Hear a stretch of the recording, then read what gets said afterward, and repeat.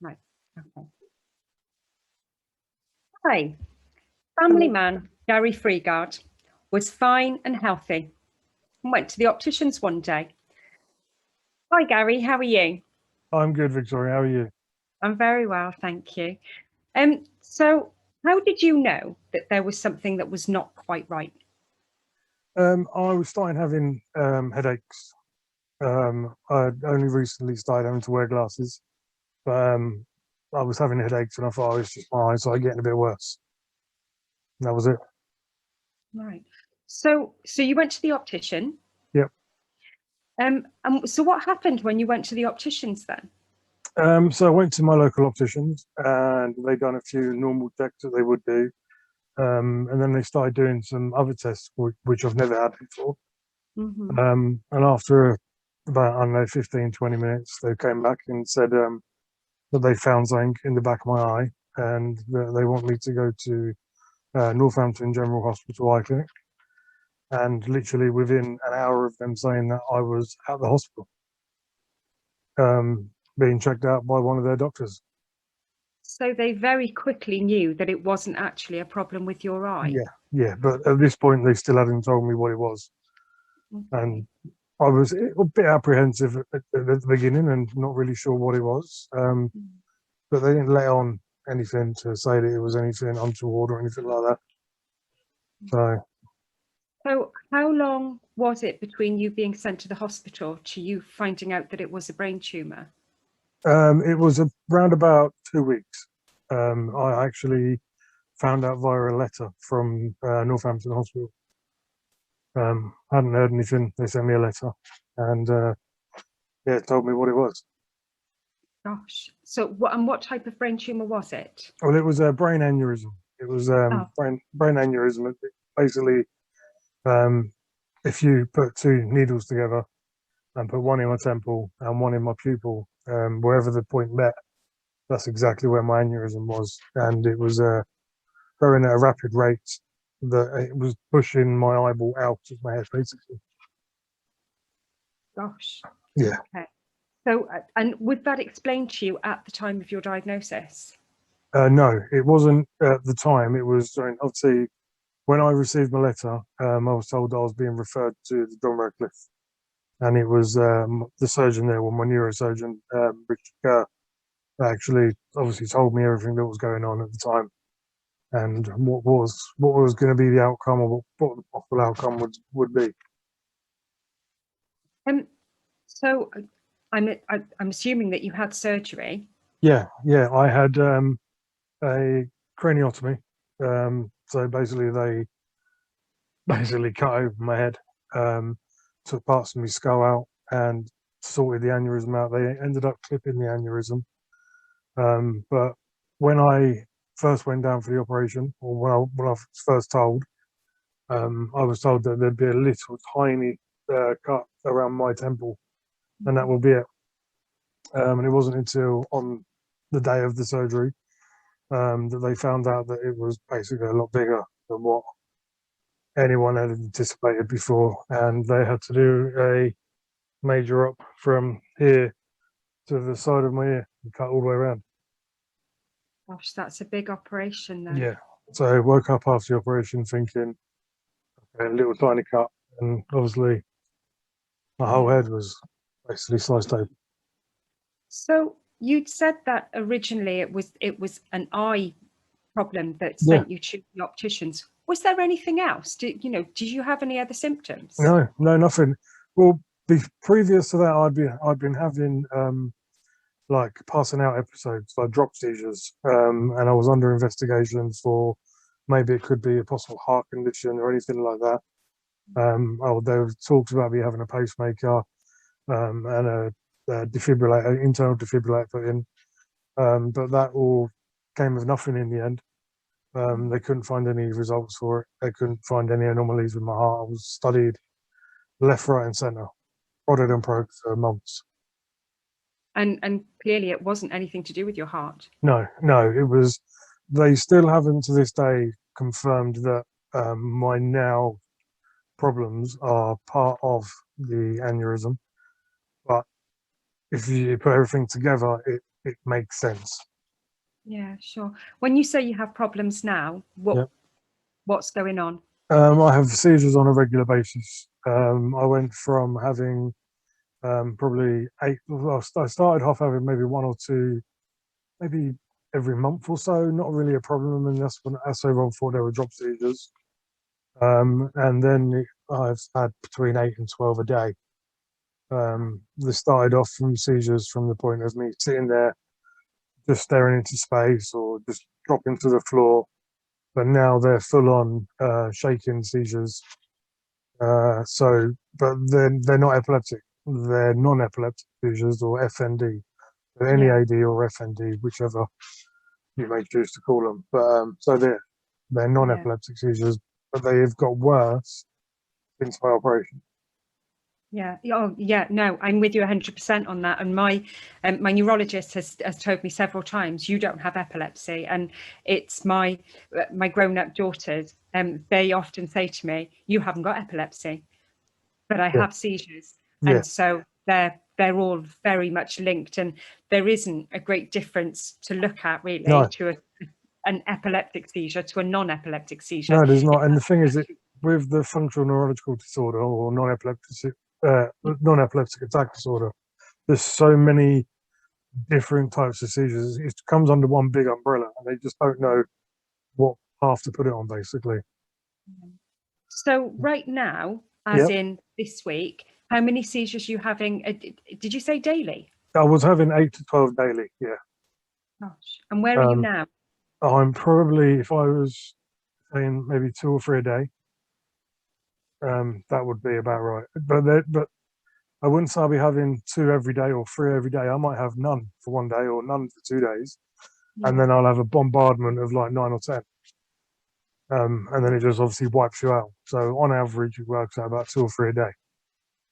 Gosh. And I'm assuming then these are a mixture of tonic-clonics, which are the full-fitting seizures, to the auras, where it looks like you're getting a bit bored of a conversation and you just zone out. Yeah, it is. I've multiple times I've like, you're right. I'm like, yeah, I'm fine. It's fun. Carry on. it just looks like you're in a big conversation and you're just a bit bored with it. The amount of times I've missed conversations because obviously I've had a seizure and obviously I don't know or they don't know, and I'm like, yeah, I'll just agree to that, even though I don't know what I'm agreeing to. Yeah. Oh, yeah. Yeah. How many times has that happened? Yeah. Or how about your memory? Because my memory is terrible. Yeah, terrible. I do have to write a lot of stuff down, an awful lot of stuff, more than what I used to. Yeah. But it's not just affected my life during just the seizures and everything like that. It's also affected my life in me with my children. I'm not allowed to be left alone with my 7-year-old child, which is awful. It's absolutely awful. I remember when I used to be able to go out to the supermarket with my daughter, jump on a bus, go out and go shopping, come back and have a daddy and daughter day. We absolutely love them. Now I can't be left alone with my daughter, just in case I have a seizure. I've nearly stabbed my partner during a seizure. Oh God. I've broken multiple bones, dislocated shoulders, dislocated my jaw. I've done all sorts. Yeah. And I know what you mean when it comes to the children, and for me it's grandchildren, as you know. And an example, what you've just said about not being allowed to be left alone.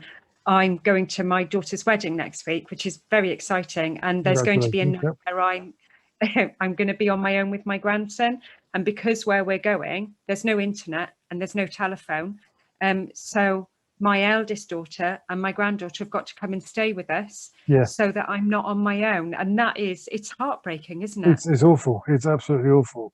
It's like when my partner does have to go to work, obviously during lockdown, which is working from home anyway, but when she was going to work and when she does go back to work, her hours have had to change with work. Luckily enough, her employer have been very, very nice about through everything of this, which I can't try and thank them more.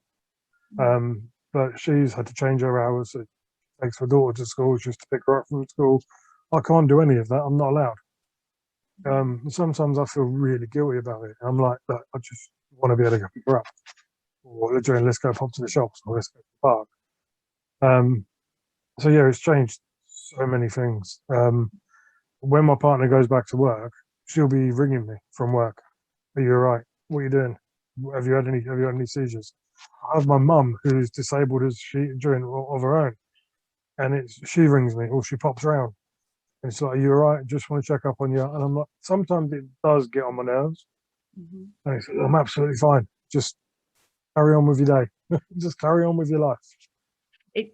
And I've had this conversation a lot, because these things don't only affect you, No. they affect everybody around you. Yeah. So everybody's got to learn on how they deal with it in their own way. Yeah, that is true. It changes. Yeah, it changes not just me. It changes everyone. Yeah. You're saying about the guilty feeling. I know that my grandchildren they've learned how to recognise when I'm having a seizure, and I'm assuming your little one has as well. Yeah, she knows now. She's like, yeah, Daddy's having a seizure. It's fine. Yeah, Or Daddy's passed out. I used to feel really guilty about that. How old is your daughter? She's 7.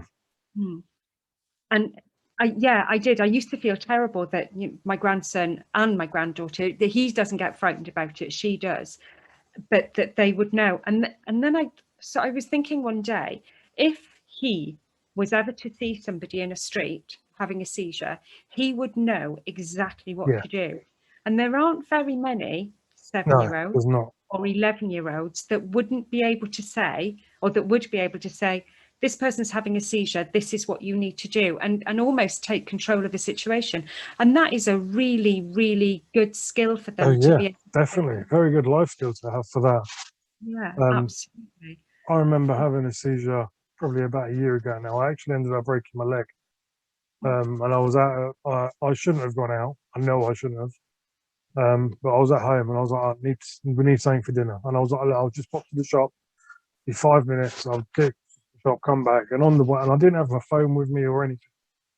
So it's fine. I'm feeling fine. I'm having a good day. Anyway, I walked to the shops, and I had a seizure, and nobody around knew what to do. And in the end, it was a friend a customer that used to come into the shop that I worked at, and he came over and he helped me, and he was like, "You all right? What's going on?" and everything. But yeah, they took my when the ambulance turned up, took my shoe off. It wasn't nice. Yeah, breaking my leg during a seizure, they're not the good ones either. God. And I understand from previous conversations you've had to completely change your lifestyle, and that includes your work, doesn't it? Yeah. So I used to be a barista in a coffee shop. But obviously I was told that I'm not allowed to work because of the seizures, and I fully understand it. Now I know that legally an employer can't say, look, we're not going to hire you because of this, but I fully understand why. I don't want to hurt a client, a colleague, a customer. I don't want to hurt anybody. So yeah, and I was told that I'd have to spend the rest of my life on benefits, and I wasn't going to do that. So I was good at social media. I liked social media. I knew my way around. So I decided I actually had to Google to see if my job even existed, because I didn't know. Found out that it did. Went back to online school, online college. Got degrees in social media management and graphic design and things like that. And started my own company. So I'm able to provide for my family and also keep my mind occupied. So I'm not just sitting here bored. Yeah, it's important, isn't it? It is. So how long ago was it you had your diagnosis, surgery, life changed? How long ago was that? I actually popped up on my partner's Facebook the other day. And it was actually 4 years ago that I had my surgery. Gosh. Yeah, Was it 4? I could be telling you a lie now. It could be 3 years ago. Okay. It's 3 or 4 years ago. Memory's terrible. Exactly the same thing. And I have to go back and think, where was I? What was I doing? Yeah. So I'm with you 100% on that. So yeah, it's 3 or 4 years ago, but it pops up on my partner's Facebook. Sorry, my partner has just shouted at me. Said 5 Years ago. 5 years ago. We're going to take bets, aren't we? How We many are, years yeah, just take bets. So yeah, 5 years ago. And there's one picture that I remember of me in hospital, or I believe it was me in hospital, where my head was just, it was massive. It was like I had a massive ego. Oh, wow. But it was just completely swollen. And I remember coming round and thinking, wow, I'm alive. Because I honestly thought that was it. I was gone. Yeah. I honestly thought that was it. I was a goner. And just to wake up was just a surprise for me. But yeah. Yeah. No, again, I know what you mean. I was due to have my surgery on a Thursday. I can't remember the date. And on the Wednesday, my daughters took me to a spa. I think it was the Wednesday, Tuesday or Wednesday. Took me to a spa, and we thought, oh, we'll have a really nice evening. It was a bit of a surprise. We'd have a nice dinner and whatnot. I had my first grand mal seizure as we were coming out of the spa. I remember nothing. Mm. They rescheduled my surgery to the Friday instead of the Thursday.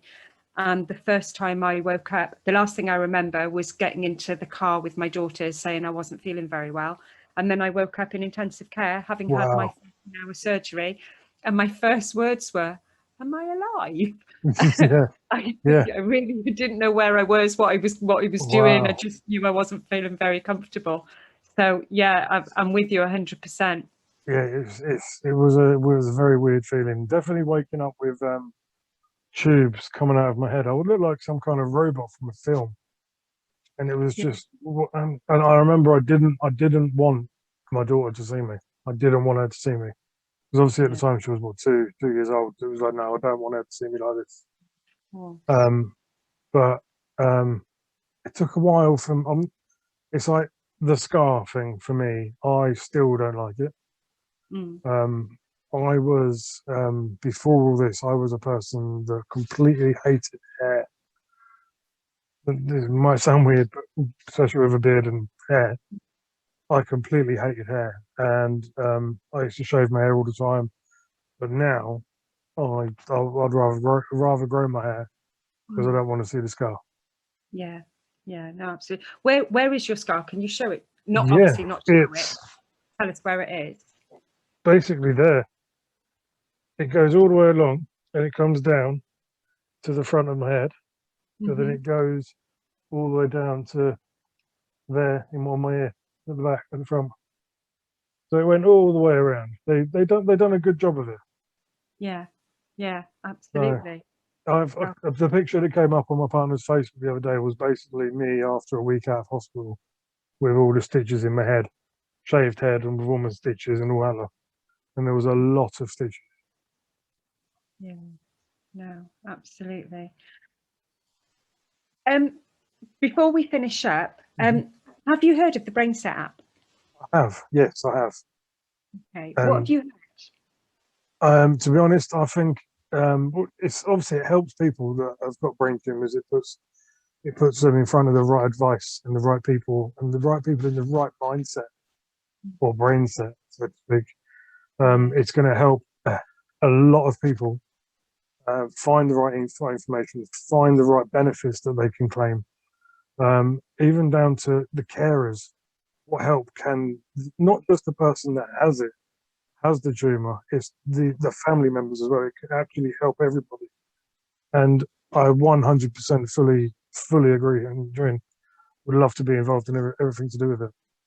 thank you. Thank you very, very much. So You're more than welcome. it is very much to help not only the person that's living with these conditions and tumours and lumps in their heads and seizures and non-epileptic seizures, but also all their friends and their family, their loved ones, anybody that's around that needs a holding hand or a shoulder or just a bit of advice or point in the right direction. It's been an absolute pleasure talking to you, Gary. Thank you so Brilliant. much for your time. For anybody that's watching or listening, our links, all of our social media links will be in below. If you need to contact us, please just give us a buzz, and we look forward to speaking with you soon. Thank you very much for your time, and thanks again, Gary. Thank you very much as well. Bye now. Bye. And stop.